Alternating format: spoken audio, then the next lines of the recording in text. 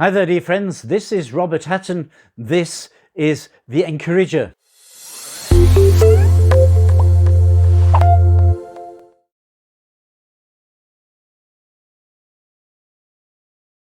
We've now come to a story in Mark's Gospel, and this is the last episode in the life of Jesus in Galilee.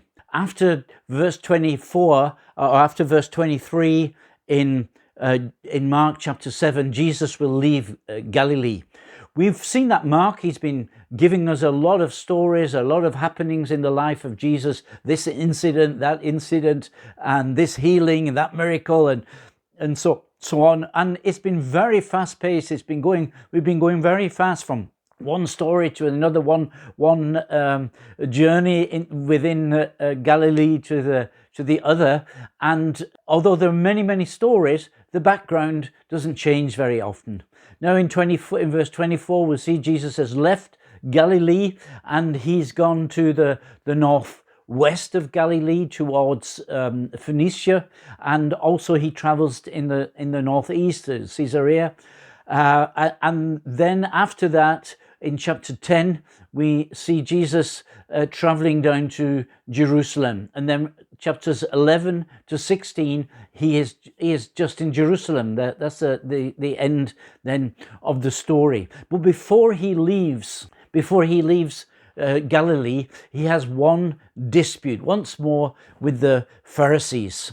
We know a little bit about the Pharisees. They were this Jewish sect that really they had good intentions, but in German we say, even good intentions don't mean that we are doing things well, and they were actually not doing things well. They wanted Israel to be apart from the other nations. Of course, Israel was the chosen people. God had chosen the nation of Israel to show something of his power, his love, his glory to all the other nations of the world, with the view of winning these nations to the Lord. However, the Pharisees, they had an elitist spirit, and they wanted this Israel to be different than the other nations, and to be separated, to show that they're actually better than the other nations. And of course, this is not what was on the heart of God. Now, they accepted the law of Moses, and in the law of Moses there are a number of things that are what the Jewish people were supposed to do as far as sacrifice and so on is concerned. But the Pharisees, they added some stuff to that to sharpen this distinction between the Jews and the heathen, between the Jews and the pagans. They wanted to show that they were something different. And of course, they had many other laws than just the laws of Moses, many other rules and regulations of what they had to do. The problem was that people couldn't keep these laws, and they were striving to do that, and even the Pharisees had trouble keeping them. But they tried to put on a good face. They would condemn people who they saw who couldn't keep these laws, even though they were not keeping them themselves. And of course, they came into this conflict with Jesus because he was obeying the law of Moses. He submitted himself to the law, but he didn't submit to the extra rules and regulations of the Pharisees, and they were quite angry with him. And of course, people who don't follow our rules, we start to become very critical of them.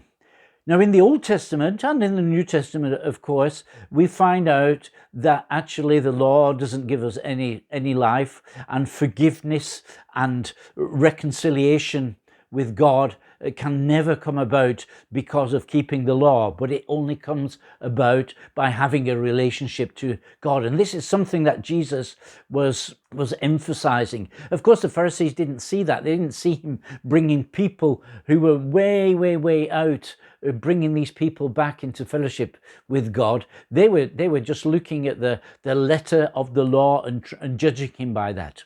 Now, of course, Mark was writing this story for people who were living in Rome. his readers, they were Romans, and of course he had to explain a little bit to who the Pharisees were. Matthew didn't need to do that because his audience was were people with Jewish backgrounds. Now he has to explain that, and I wonder if the Romans weren't thinking, why didn't everybody follow Jesus? If he's so good and doing such good stuff, why didn't everybody follow Jesus? And the thing is, they were captive, they were bound, they were under the burden of the law. Jesus came to set them free, but there was this conflict of worldviews. Jesus comes with this new worldview, and not everybody wanted to be released from that. But as Mark is telling this story, it's also a challenge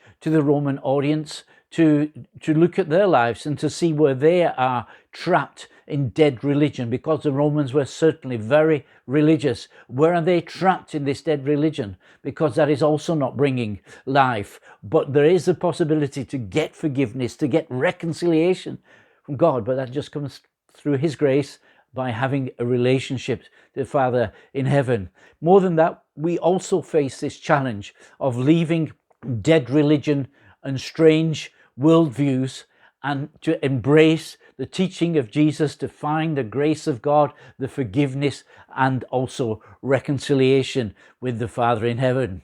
So that's it for today. So God bless you. I hope you have a very good day. You're Bob Hatton.